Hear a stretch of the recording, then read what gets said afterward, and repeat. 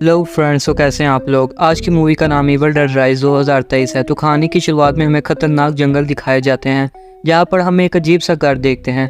उधर उस घर में 3 दोस्त छुट्टियां मनाने आए हुए थे। ये घर नहर के किनारे पर था, जिधर 2 दोस्त बैठे बहुत ज़्यादा मस्ती कर रहे थे। पर उनकी एक दोस्त घर के अंदर थी, जिसका नाम जेसिका था।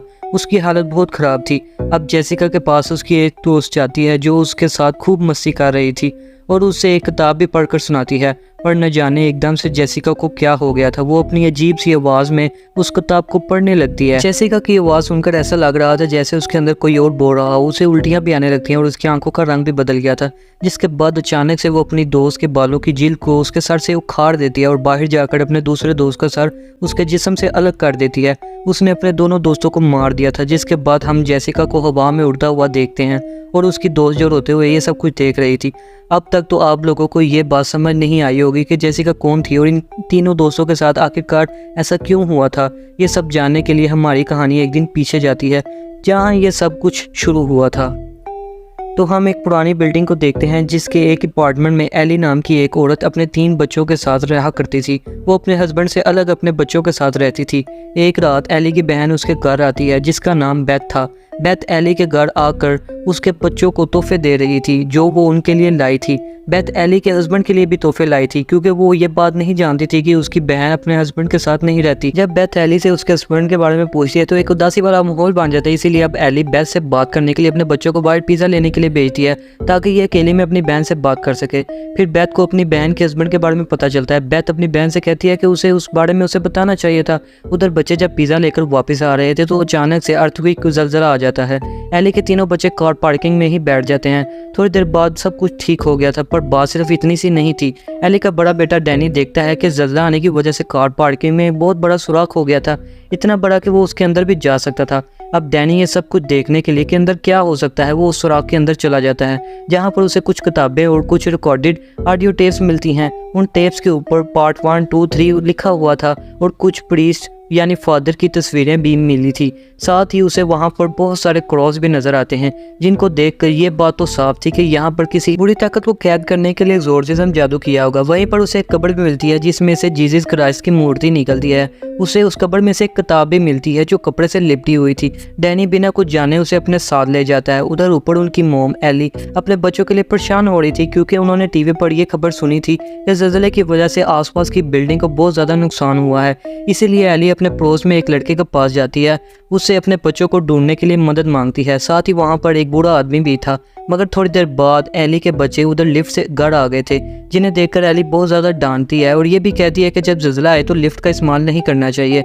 इतना कहकर वो अपना काम करने लॉन्ड्री के लिए कपड़े लेकर लिफ्ट से जाने वाली थी। उधर डैनी उस किताब को और जो ऑडियो टेप्स उसे मिली थी उसे लेकर वो अपने कमरे में आ जाता है। अब वो उस किताब को खोलने की कोशिश कर रहा था, पर वो नहीं खुलती, क्योंकि वो किताब नुकीले दांतों से बंद थी।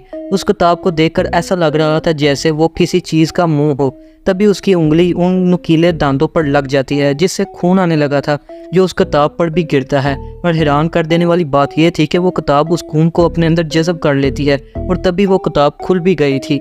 हम देख पाते हैं कि उस किताब में अजीब तरह की तस्वीरें थी, जैसे कोई किसी पर जादू कर रहा हो। डैनी उस किताब को तो नहीं पढ़ता, पर जो उसे ऑडियो टेप मिली थी उन्हें चलाकर सुनने लगता है, जिसमें से पहली ऑडियो टेप में एक फादर थे, जो बता रहे थे कि हमने अपने साथियों के साथ इस किताब को जानने की कोशिश की है, जिसमें अजीब तरह के जादू के बारे में बताया गया है। अब अगली बात दूसरी ऑडियो टेप में थी। डैनी जब उसे चलाता है, जिसमें फादर उस किताब के बारे में बता रहे थे कि ये किताब इन्हें मिली कहाँ से थी, पर अचानक से उस ऑडियो टेप में से एक डिमोनिक आवाज़ आने लगती है, जैसे कोई काली ताकत उसमें कैद हो और बाहर आने की कोशिश कर रही हो। डैनी उस टेप को रोकने की बहुत कोशिश करता है, पर नहीं रोक पाता। तभी हम देख पाते हैं कि काली ताकत उस टेप से आज़ाद होकर लिफ्ट में एली के अंदर आ गई थी, जो आते ही एली की हड्डियों को बुरी तरह से तोड़ देती है और उसे बहुत ही बेरहमी से मार रही थी। डैनी उधर ऑडियो टेप रोकने की बहुत कोशिश कर रहा था, पर नहीं रोक पाता। इतने में उनके घर की लाइट भी चली जाती है और किताब के सफ़े भी खुद ब खुद पलटने लगे थे। एली की बड़ी बेटी जब अपने अपार्टमेंट से बाहर देखती है तो हर तरफ लाइट थी, सिवाय उनके घर के। इसका मतलब जो कुछ भी गलत हो रहा था वो सिर्फ इन्हीं के घर पर था। थोड़ी देर बाद एली अपने घर वापस आ जाती है, जो देखने में थोड़ी ठीक लग रही थी, और वो चल कर अपने घर आई थी। मगर थोड़ी देर पहले हमने देखा था कि जो भी काली ताकत थी उसके अंदर आई थी, उसने एली की हड्डियों को तोड़ दिया था। मगर अब तो एली बिल्कुल ठीक चल पा रही थी और किचन में जाकर अंडे पकाने लगती है। जब उसके पास उसकी बहन आती है और उसे वो लाती है तभी वो उल्टियाँ करने लगती है और अजीब सा बर्ताव करने लगी थी। एली जब थोड़ा सा अपने होश में आती है वो सिर्फ इतना कहती है कि वो मेरे अंदर है, उसे मेरे बच्चों को कोई नुकसान ना पहुंचाने देना। इतना कहकर वो बेहोश हो जाती है और नीचे गिर जाती है। एली की बहन और उसके बच्चे उसे हॉस्पिटल ले जाने लगते हैं, पर सब लिफ्ट में जाने से डर रहे थे और जलजले की वजह से सीढ़ियाँ भी अब टूट गई थी। खैर अब ये सब मिलकर एली को उसके कमरे में लटा देते हैं। अब उधर उनके पड़ोस का वही लड़का जिससे एली ने अपने बच्चों की ढूंढने के लिए मदद मांगी थी, वो एली की आंखों को बंद करता है, मगर वो दोबारा से खुल जाती हैं। वो फिर बंद करता है, वो फिर से खुल जाती हैं। ये सभी मिलकर एली के लिए प्रे करते हैं क्योंकि इन्हें लग रहा था कि वो मरने वाली है। तभी उसके पास उसकी बहन बैठती है और उसे ये बताने लगती है कि वो उसे कितना प्यार करती है। तभी बेथ के फ़ोन पर बेल बजती है, जो कॉल किसी और की नहीं बल्कि एली की थी, जो अपनी बहन से ये कह रही थी कि उसका जिस्म जल रहा है, मुझे कोई बचाए। और तभी वो जिंदा होकर बैठ जाती है।